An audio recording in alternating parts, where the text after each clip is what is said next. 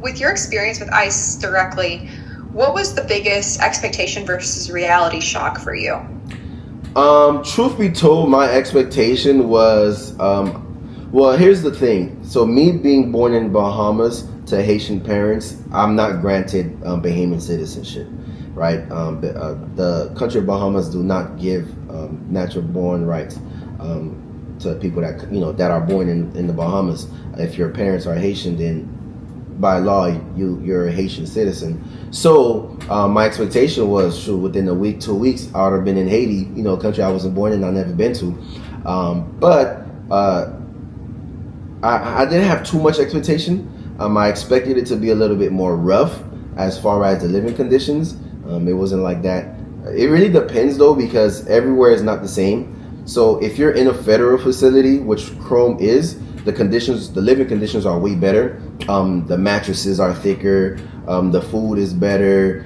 Your opportunity to go outside is more. Whereas if you're going to a county jail, then it's different. You're depending on the jail that you go to. They have a lot of lockdowns. The food is bad. You have count 24/7 for like 3-4 times a day.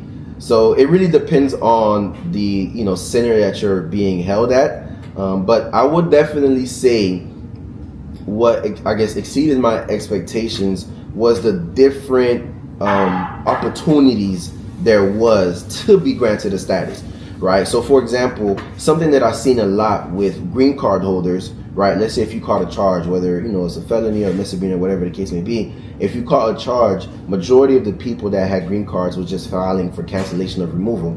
And cancellation of removal is basically saying that, okay, I have ties to my community, I have a citizen that can file for me, or if I was to be deported, there would be somebody that would be negatively affected severely.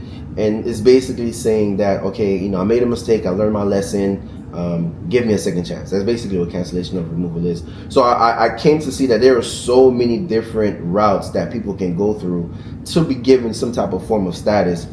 I didn't qualify for them because I didn't have any citizens in my family, but it was just, I didn't know, the immigration law was that, I want to say, relaxed